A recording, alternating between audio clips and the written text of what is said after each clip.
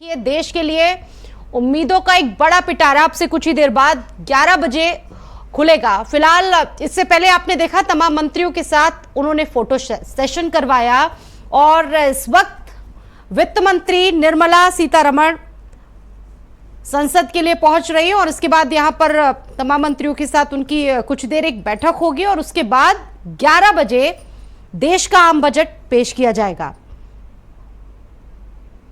प्रधानमंत्री नरेंद्र मोदी की अगुवाई वाली एनडीए सरकार के तीसरे कार्यकाल के इस बजट पर सभी की नजरें हैं और अलग अलग सेक्टर्स की मांगे हैं और अर्थशास्त्री का मानना है कि आम बजट में तमाम नए सुधार किए जा सकते हैं और साथ ही साथ बहुत कुछ इस बार देखने को मिलेगा। आम बजट में नई पेंशन प्रणाली, आयुष्मान भारत जैसी सामाजिक सुरक्षा से जुड़ी योजनाओं को लेकर बड़ी घोषणाएं हो सकती हैं।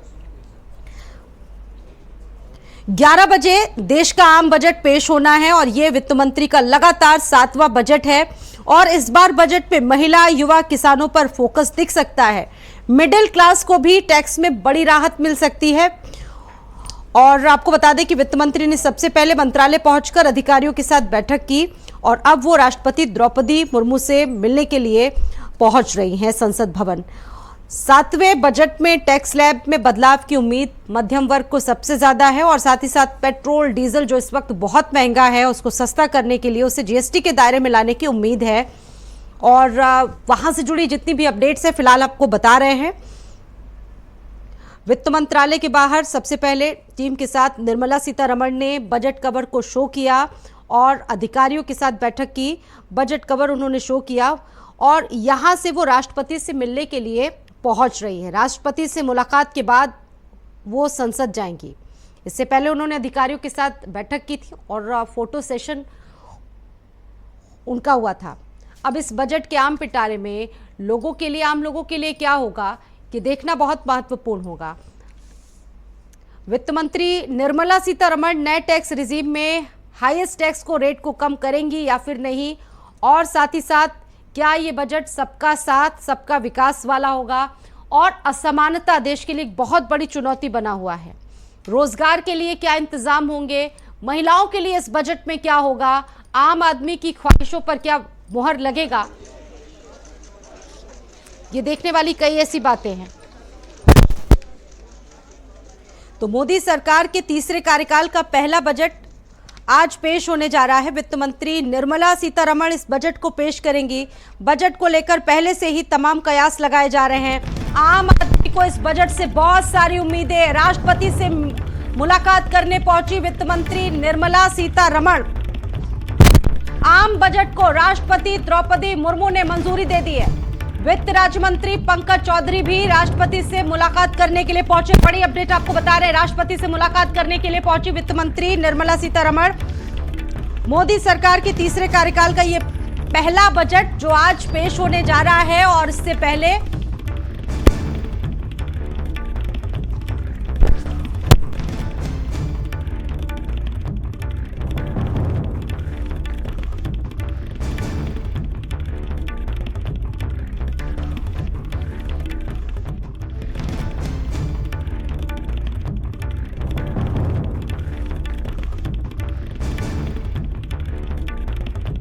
बजट 2047 तक के भारत को विकसित राष्ट्र बनाने का रोड मैप देगा जो भारत को $5 ट्रिलियन की अर्थव्यवस्था का खाका भी तैयार करेगा। साथ ही साथ आज का बजट भविष्य की किस तरह से नींव रख सकता है ये देखना बहुत महत्वपूर्ण होगा।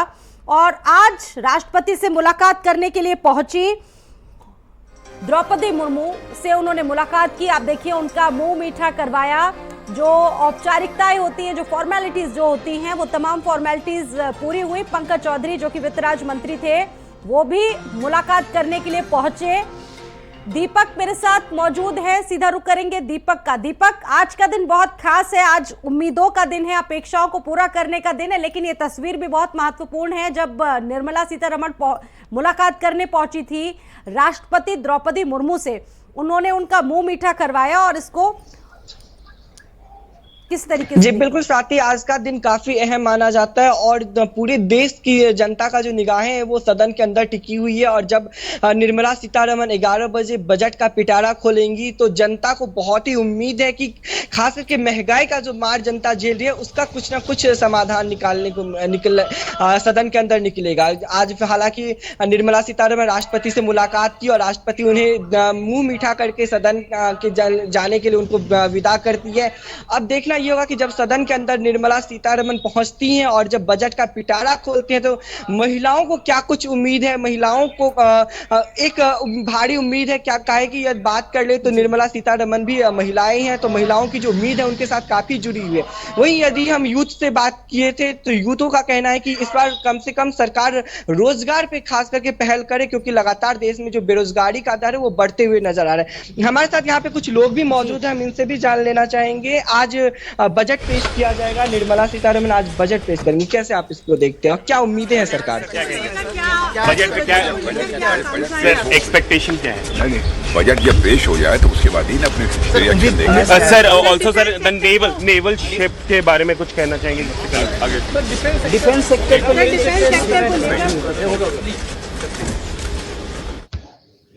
कि राजनाथ सिंह जो संसद के लिए जा रहे हैं, केंद्रीय रक्षा मंत्री हैं राजनाथ सिंह। और देखिए सबसे बड़ा सवाल कि रक्षा क्षेत्र में क्या जितनी आवश्यकताएं हैं उन आवश्यकताओं को पूरा करेगा बजट, क्योंकि एक इकोनॉमिक सर्वे हुआ था जिसमें इस बात का जिक्र हुआ था कि रक्षा क्षेत्र में जो आवश्यकताएं हैं उनको भी पूरा करना इस बजट में जरूरी होगा, क्योंकि सरहद पर लगातार जो कायराना हरकत है वो लगातार बढ़ती जा रही है। और ऐसे में रक्षा क्षेत्रों की आवश्यकताओं को कितना पूरा करेगा ये बजट, बहुत महत्वपूर्ण होगा देखना।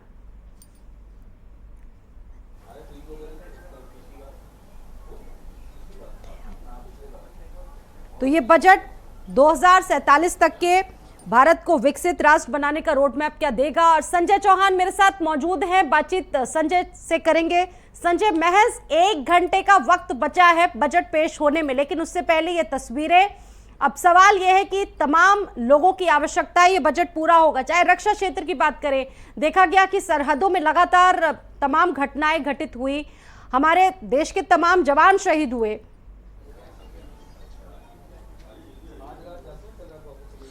बिल्कुल साथी जी, कि जिस तरीके से बजट पेश हो रहा है तो ये अब 1 घंटे के बाद ये तस्वीर देश के आम लोग की जो मांग कर रहे हैं, जो उनको एक्सेप्ट कर रहे हैं कि ये सरकार से ये पूरा होगा, हाँ। तो वो जो ये कहा जा सकता है जो पन्ना दबा हुआ है वो खुल जाएगा कि आखिरकार निर्मला सीतारमण देश के तमाम उन आकांक्षियों को क्या क्या लेके आ रही है कि वो तमाम वर्ग जो तमाम चीजें मेडिकल पे चाह रहे हैं, चाहे रक्षा की बात करें, रक्षा का बजट पिछली बार देखा था कि मामूली सी बढ़ोतरी की गई थी, लेकिन अभी की जो हालात बने हुए हैं खास करके बॉर्डर्स के, तो वहां पर देखते हुए कहीं ना कहीं रक्षा के क्षेत्र में भी जो बजट है वो बढ़ाकर लेके आना चाहिए जिस तरीके की हालात है। हालांकि मैं लखनऊ में हूं और यहाँ पर हमारे साथ कई लोग मौजूद हैं। सर, इस बजट को किस तरीके से देख रहे हैं? आपने लास्ट बजट भी देखा होगा, हाँ। और इस बजट में चूंकि इस देश में युवा भी बहुत हैं और बुजुर्ग भी हैं। सर, मेरा मानना है कि उत्तर प्रदेश आदर्श व्यापार मंडल का ये मानना है कि हम लोग एक ट्रेड ऑर्गेनाइजेशन है और ट्रेड क्योंकि एमएसएमई का पार्ट है तो हम लोग एमएसएमई के बिहाफ पे बोलेंगे। और हम सबका ये मानना है कि एमएसएमई को बढ़ावा मिलना बहुत ज़रूरी है, क्योंकि अगर एमएसएमई के लिए स्पेशल पैकेज अगर इस बार गवर्नमेंट रिलीज नहीं करेगी और इनकम टैक्स के स्लैब्स में अगर वो चेंजेस नहीं करेंगे तो लोगों के पास पैसा नहीं आएगा, और अगर पैसा नहीं आएगा तो हम कंजम्पशन नहीं बढ़ा पाएंगे। हम पीछे अगर देखें कि पिछले 6-7 महीने में जो कंज्यूमर कॉन्फिडेंस है वो शेकी हुआ है, वो नीचे गया है, जो इन्फ्लेशन है वो भी बढ़ा है, फूड इन्फ्लेशन तो बहुत ज़्यादा बढ़ा है।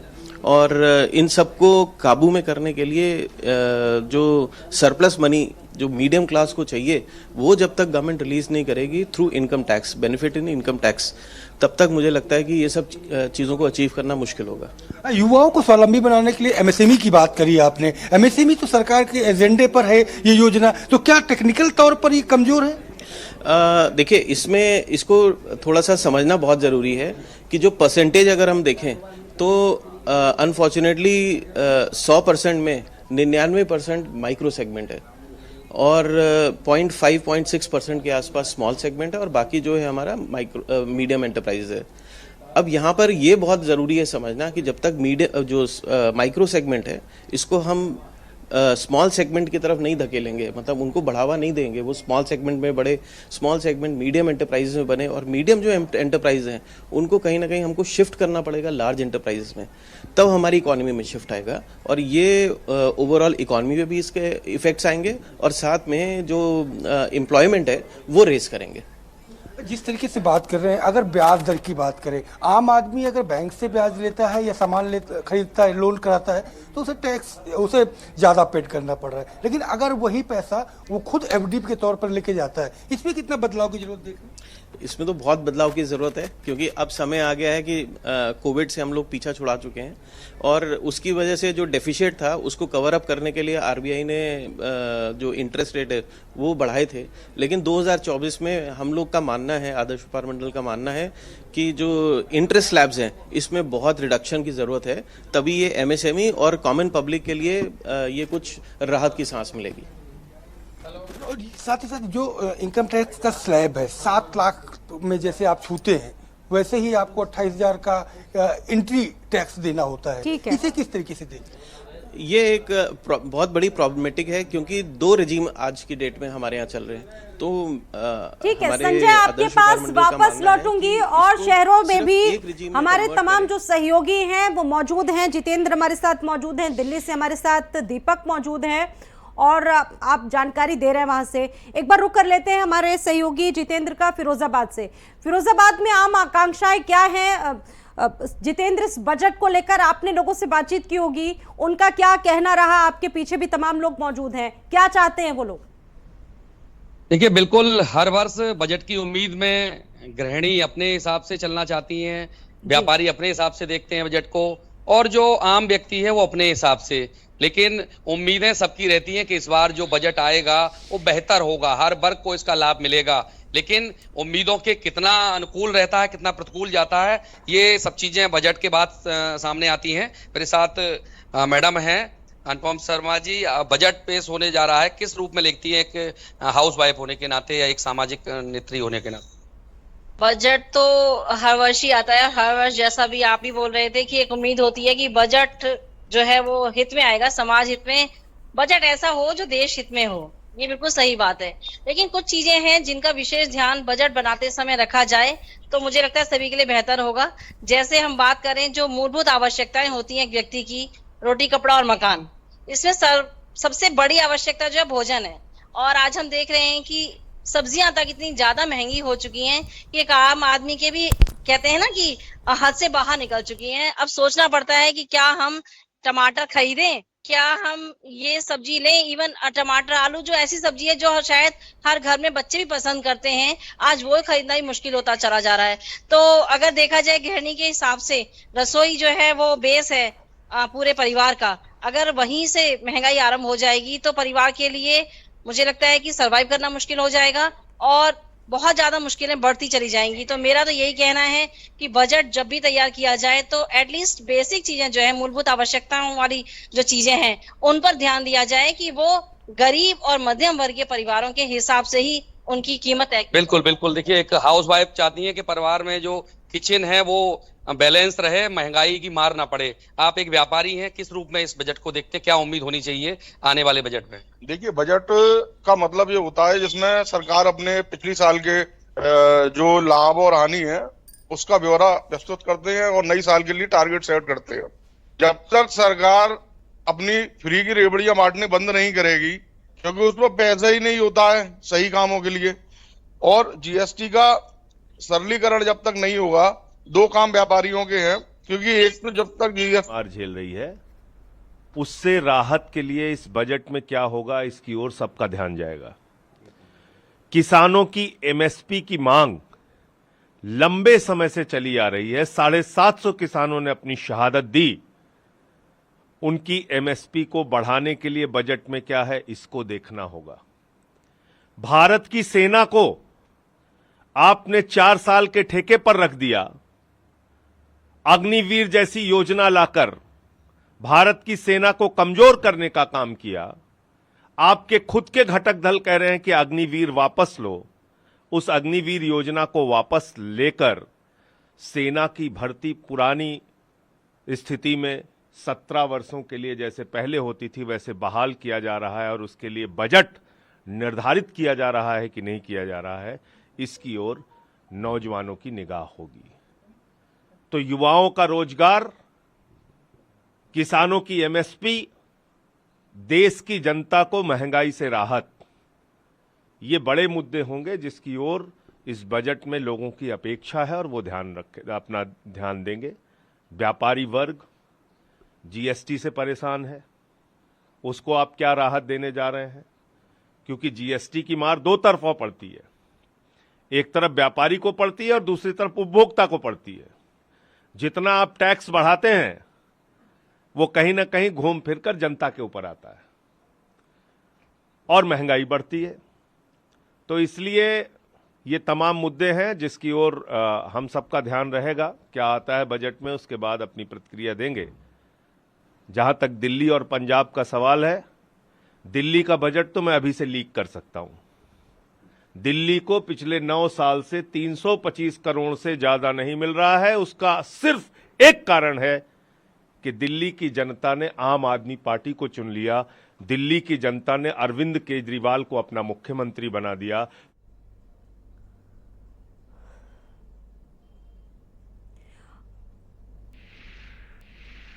आम आदमी पार्टी से सांसद संजय सिंह को आप सुन रहे थे। देखिए, अग्निवीर योजना का उन्होंने जिक्र किया और कहा कि महंगाई से जनता को कितनी राहत मिलती है इस बजट में देखना महत्वपूर्ण होगा। एक बार रुक कर लेते हैं हमारे सहयोगी जितेंद्र का। जितेंद्र, आप अपनी बात कंप्लीट कीजिए।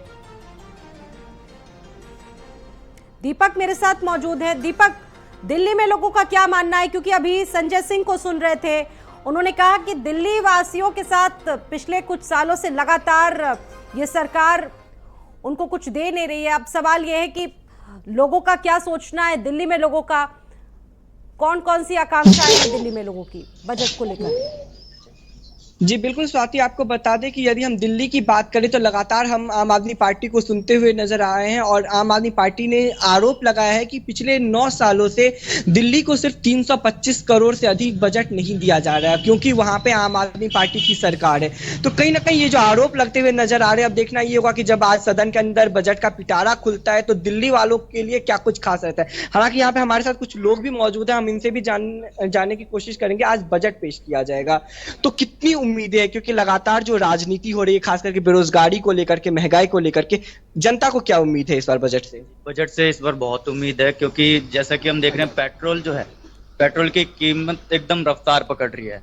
इवन पेट्रोल ही नहीं, एलपीजी गैस सिलेंडर हो गए या फिर कोई सब्जियां हो गई, मार्केट इतना स्ट्राइक ले रहा है एकदम हाई लेवल पर कि आम आदमी को बहुत महंगा पड़ रहा है हर चीज। तो बजट से बहुत ज्यादा उम्मीदें हैं। मिडिल क्लास फैमिली के लिए तो सिंपल सी बात है कि टैक्स जो है, टैक्स में क्या रियायत मिलेगी वो हम देखना चाहते हैं। रोजगार को लेकर के लगातार बात की जा रही है, तो उम्मीद है कि इस बार जो बजट पेश किया जाएगा उसमें रोजगार को लेकर के, युवाओं को लेकर के, किसानों को लेकर के कुछ बेहतर होगा।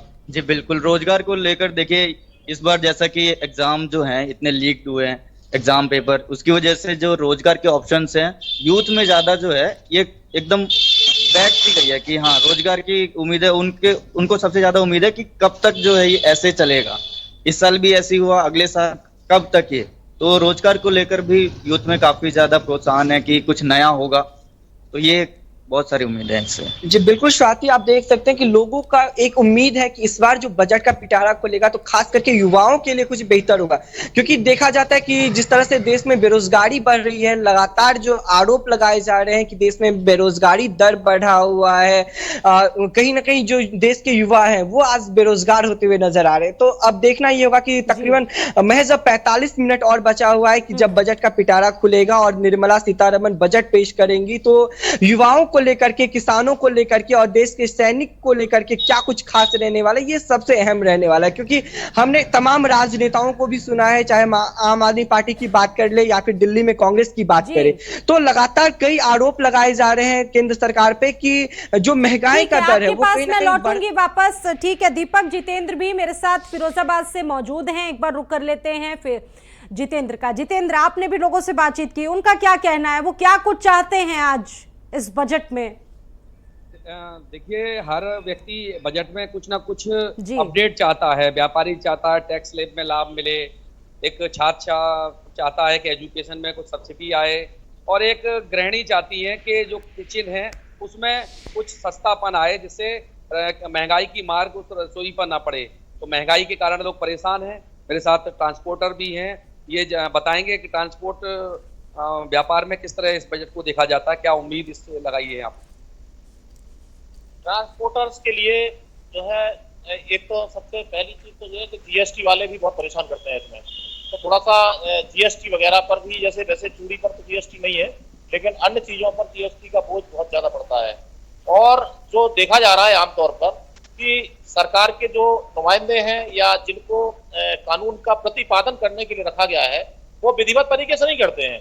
जो आज के टाइम में देखा जा रहा है कि प्रतिष्ठान पर जीएसटी की टीम इस तरह धमकती है कि जिस तरह आतंकवादी धमकते हैं आकर के, और सबसे पहले ये करते हैं कि कैमरे की जो है डिवाइस निकाल ले जाते हैं, इसके बाद खाली करके देते हैं। तो व्यापारियों का उत्पीड़न जो है लोगों को इस समय ज्यादा परेशान कर रहा है। तो व्यापारियों के लिए, ट्रांसपोर्टरों के लिए इस तरह का जो है इन चीजों में कुछ दायरा घटाया जाए अधिकारियों का, और व्यापारियों के लिए कुछ सुविधाओं का दायरा बढ़ाया जाए। कई बार ऐसा देखा गया है कि आए गेट बंद करा दिया, आतंकवादियों की तरह। जो व्यापारी आपको पैसा कमा कर देता है, टैक्स दे रहा है, जिस टैक्स से आपके बच्चे पल रहे हैं, उसी किसान को, उसी जो है उद्योगपति को, उसी व्यापारी को आप जो है आतंकवादियों की जैसा व्यवहार करते हैं, अपराधियों की तरह व्यवहार करते हैं। इसमें भी सुधार होना चाहिए बजट के साथ साथ, और बजट में जितने भी टैक्स में छूट दे सकते हैं वो भी कम से कम होना चाहिए, क्योंकि मध्यम वर्गीय व्यापारी बहुत ज्यादा परेशान है और आजकल का व्यापारी तो बिल्कुल पलायन करने की तरफ जा रहा है। तो मैं सरकार से ये निवेदन करूंगा कि आपको अगर अपना बजट बना के रखना है तो जनता का बजट भी ठीक रखें। संजय भी मेरे साथ मौजूद हैं लखनऊ से। संजय, आप भी लोगों से लगातार बात कर रहे हैं, रिएक्शंस लोगों के जानने की कोशिश कर रहे हैं। अब महज 45 मिनट का वक्त बचा है जब देश का आम बजट आएगा। बहुत सारे सेक्टर्स को उम्मीदें हैं इस बजट से। लखनऊ वासियों से भी आपने बातचीत की होगी, उनका क्या मानना है? बिल्कुल, मैं बताऊं आपको, बजट से सभी को उम्मीदें हैं और उम्मीद यही लगाई रही है कि हर क्षेत्र की उम्मीदें अलग अलग हैं। स्वाति, अगर बात करें किसानों की तो उनकी उम्मीदें अलग हैं, और बात करें युवाओं की, बात करें व्यापारियों की, सबकी अपनी अपनी उम्मीदें हैं। सब अपने तरीके से, बुला लो उसको, और सभी चाहते हैं कि किस तरीके से जो चाहे टैक्स स्लैब हो, जिस तरीके से 7 लाख का टैक्स है, जिसे पे आप 7 लाख के क्लब में शामिल होते हैं, 28,000 रुपये की एंट्री जो वो टैक्स है वो लग जाता है। तो ऐसे में चीज़ें देखने वाली बात यह है कि इन तमाम जो भ्रांतियां हैं उसके बीच में किस तरीके की जो राहत है वो सरकार की तरफ से मिलने वाली है। हमारे साथ यहाँ पर महिलाएं भी मौजूद है, एक गृहिणी के तौर पर, एक बिजनेसमैन के तौर पर, दोनों तौर पर इस टैक्स से क्या उम्मीदें आपको लगती है? देखिए, एक गृहिणी के तौर पे और एक लाइक से मेरा तो खुद का बिजनेस है, पर मैं उन गृहिणियों को देखती हूँ जो घर में काम करती हैं, रहती हैं, तो वो भी घर के बाहर निकलना चाहती हैं। तो अभी है क्या कि जो महिलाएं अपना इनिशियली काम स्टार्ट करती हैं, ज़्यादातर पार्लर होता है या बुटीक होता है, वो यहाँ से उनका स्टार्ट होता है। तो जैसे ये जो गारमेंट इंडस्ट्री है, टेक्सटाइल इंडस्ट्री है, तो मेरा मतलब सरकार से ये रहेगा, मेरी जो एक्सपेक्टेशन है, उम्मीदें हैं, वो ये रहेगी कि जीएसटी कम होनी चाहिए, जिससे महिलाओं को थोड़ा सा आसानी हो काम करने में। बस मेरा तो टेक्सटाइल फील्ड की तरफ ही है। हाँ जी, हाँ जी। तो साथ ही आप देख रहे हैं टेक्सटाइल की फील्ड की जो महिलाएं हैं वो टैक्स में छूट चाह रही हैं। जो छोटी उद्यमी हैं, जो महिलाएं छोटी उद्यमी हैं, घर भी चलाती हैं, लेकिन घर चलाने के लिए उन्हें बिजनेस भी करना पड़ रहा है। उनकी अपनी अलग से मांगे हैं, सरकार से उम्मीदें हैं कि सबसे बड़ी बात यहाँ पे एक ही उलझती है, अगर किसान बेसिक मुद्दों से अगर हटा जाए, अगर व्यापार वर्ग की ओर जाया जाए तो टैक्स के स्लैब और जीएसटी, ये 3 ऐसी चीजें हैं जो लोगों को उलझा करके रखी हुई है। और व्यापारी दबी जुबान तो यहाँ तक कहते हैं कि जो भी टैक्स आते हैं, जो टैक्स के नए कानून आते हैं, उनमें इतनी आंकड़ेबाजी होती है कि शायद अब तो उन्हें समझने में 1 से 1.5 हफ्ता लग जाता है। तो देखना ये दिलचस्प होगा कि आखिरकार क्या सरकार इस पूरे बजट को आंकड़ेबाजी में घुमा के लेके आती है, या वास्तविक जो चुनाव हुए हैं उन चुनाव के परिणाम के बाद वास्तविक तौर पर सीधे लोगों को राहत देने का अपना विश्वास एक बार फिर से कायम करने का प्रयास करती है। तो ये बजट 2 पॉइंट पर बहुत निर्धारित करेगा कि ये बजट एक बार फिर से वैसे ही घुमावदार होगा या क्लियर एंड कट होगा। बिल्कुल, बहुत महत्वपूर्ण बात। देखिए, वेतनभोगी कर्मचारी हैं और साथ ही साथ न्यू टैक्स रिजीम वाले लोगों के लिए क्या इस बजट में होगा, कितना महत्वपूर्ण होगा, क्या उनको एनपीएस का लाभ मिलेगा, ये बहुत अहम सवाल है। इसके साथ साथ आप देखिए दूसरे सेक्टर्स, नई व्यवस्था में हाउस रेंट से रिलेटेड क्या कुछ मिलता है, मिडिल क्लास, सबसे बड़ा सवाल आज के टाइम पर मिडिल क्लास वाले व्यक्तियों के लिए क्या कुछ होगा इस बजट में। तो देखिए, देखना ये सारी चीजें बहुत महत्वपूर्ण होगी। किसानों के चेहरों पर क्या खुशियां वापस लौटेंगी और साथ ही साथ क्या कुछ होगा इसमें अब से कुछ ही देर बाद।